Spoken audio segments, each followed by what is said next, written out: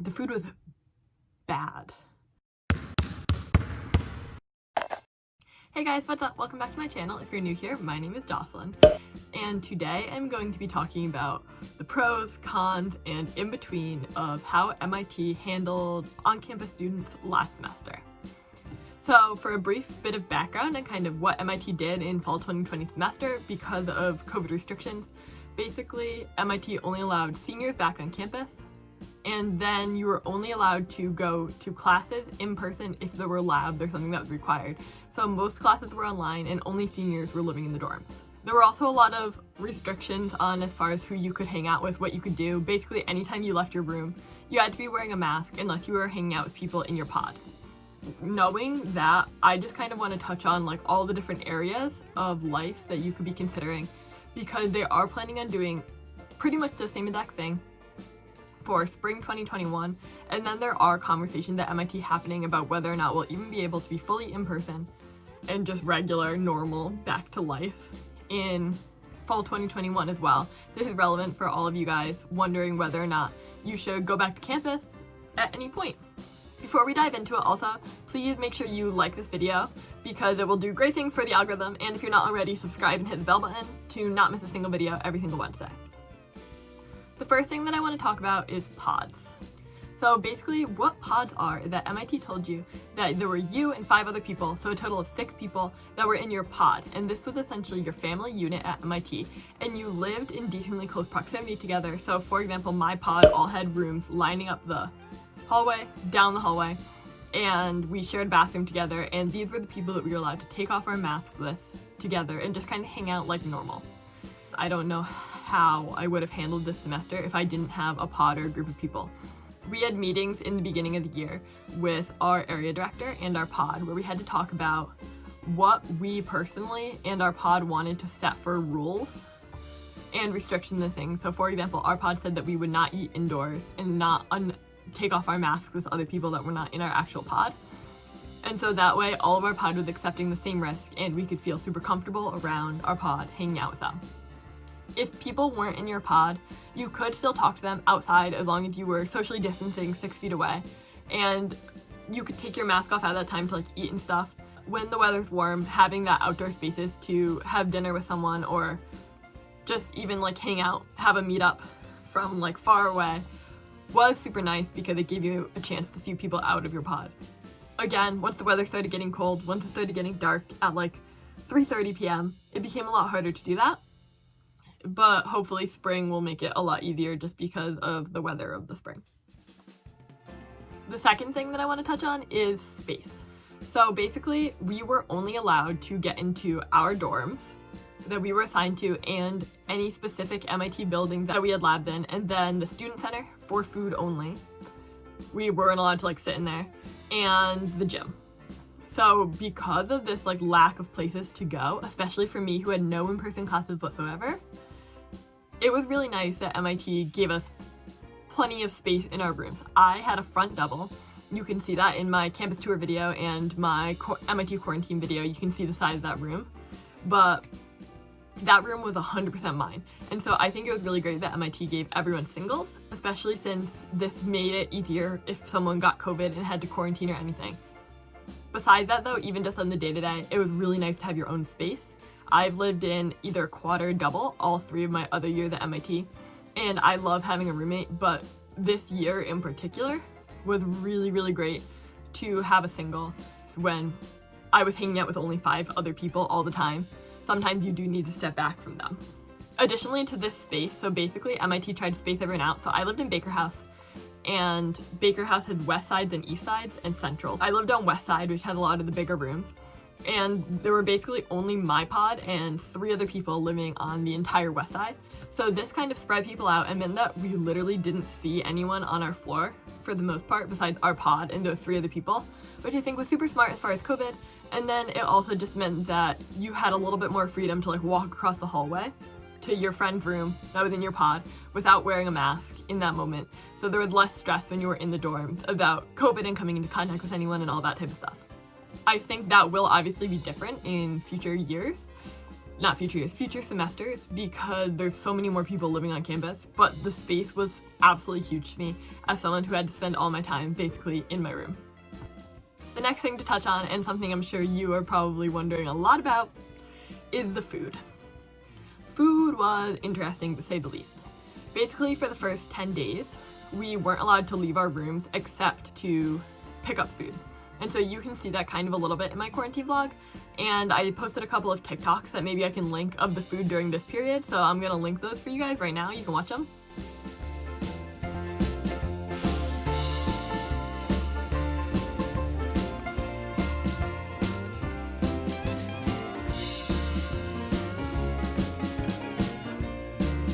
But during this period for breakfast, we picked up a bag of food.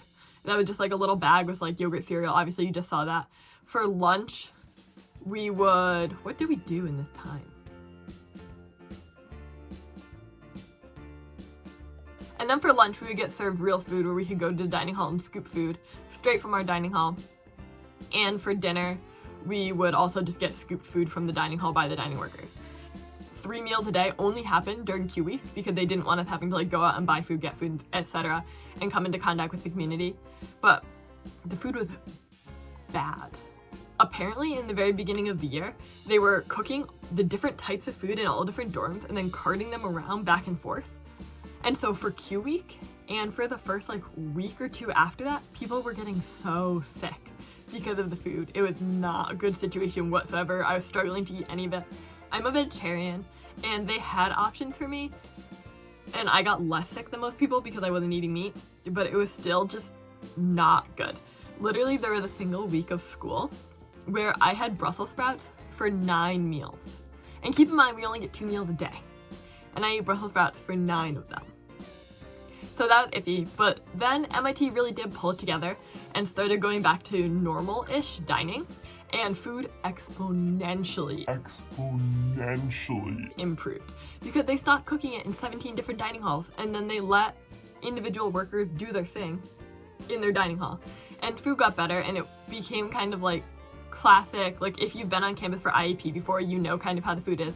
Like not the highest quality because a lot of the stations were shut down, but edible, you weren't getting sick anymore, and that was good. What I kind of didn't like about food is that after quarantine week, breakfast and lunch were both served in the student center, which meant that you had to walk all the way to the student center to pick up food, and you could carry it back in your bag and eat it in your dorm. Once weather started getting warm, this wasn't that bad because it was 1 meal a day and there wasn't much to do, and you could go out and sit outside at tables and things and eat.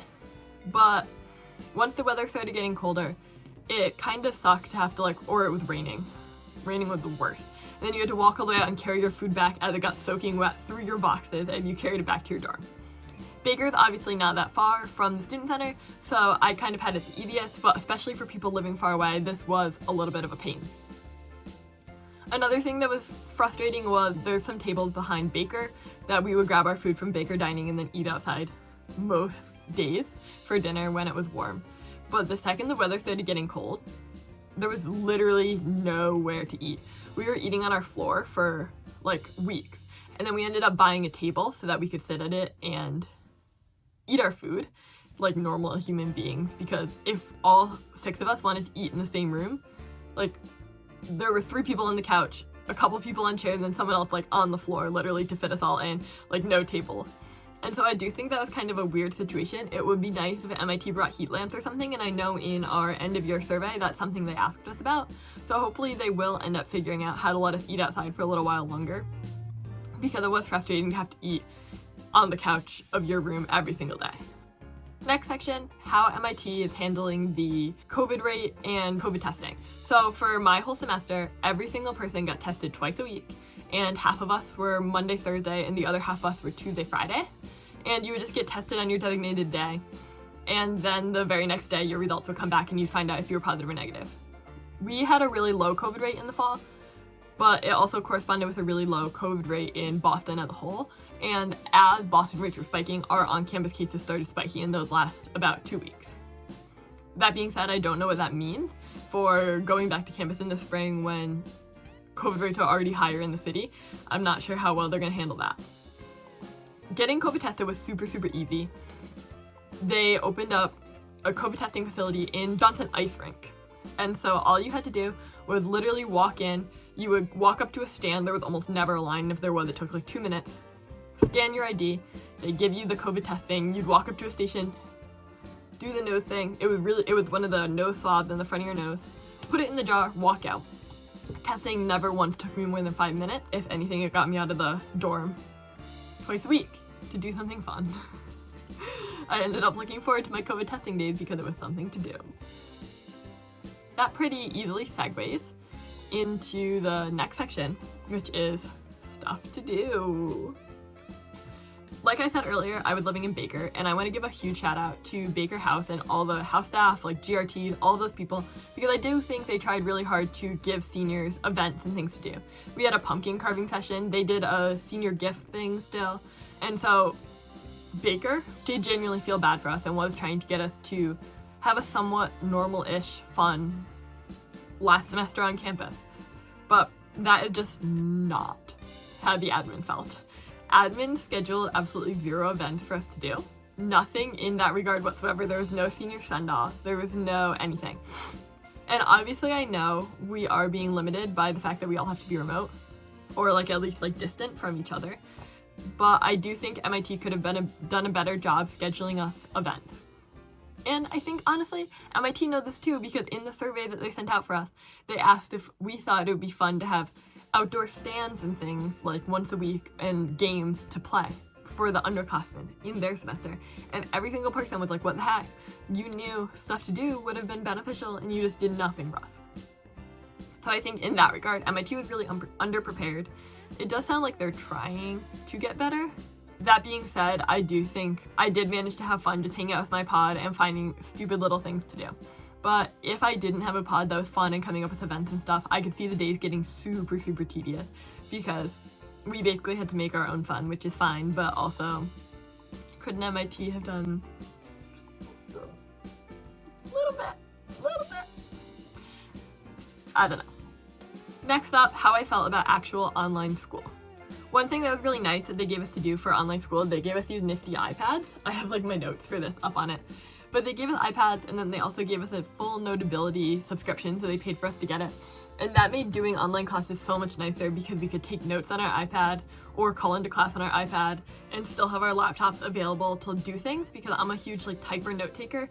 But being able to write, I don't know where to put it, with my fancy dandy Apple Pen that they gave us was so nice. There was also free data on the iPad, or you could have asked for a free Wi-Fi hotspot. I think that is something that MIT did really nice, both for the people living on campus and the people that were off campus underclassmen that semester, because having the iPad hugely improved my class taking experience. As far as the actual classes go, it was really professor dependent whether they managed to switch to online without dropping anything. A lot of my smaller classes, like my House classes, did a really, really great job of still making sure it was an engaging class. People were talking, and I don't think we lost a lot from that. And then a lot of my larger classes are classes that I might have skipped and watched the video for anyways. At the course 6, which is computer science, all of our classes are primarily recorded anyways in normal years. And so I was really used to doing online school, and because of that, the transition was really nice for me. I enjoy being able to watch a lecture video at 1.5 speed and then pause it whenever I'm confused and rewind. I just get so much more out of it than I do sitting in a lecture hall. The one thing that I do think suffered in quality this year was presentations and things like that. I have presentation anxiety, and it's really hard for me to give presentations in front of people, and so because of that, I do kind of like to have the practice of presenting, just because in general, anytime you're practicing anything, it makes you better at it. Doing presentations on Zoom is not the same whatsoever.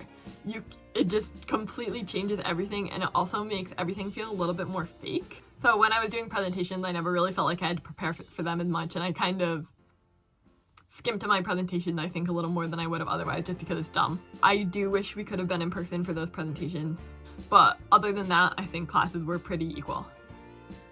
If you're someone looking to do in-person classes, I can talk a little bit about that just from hearing other people who actually had in-person classes talk.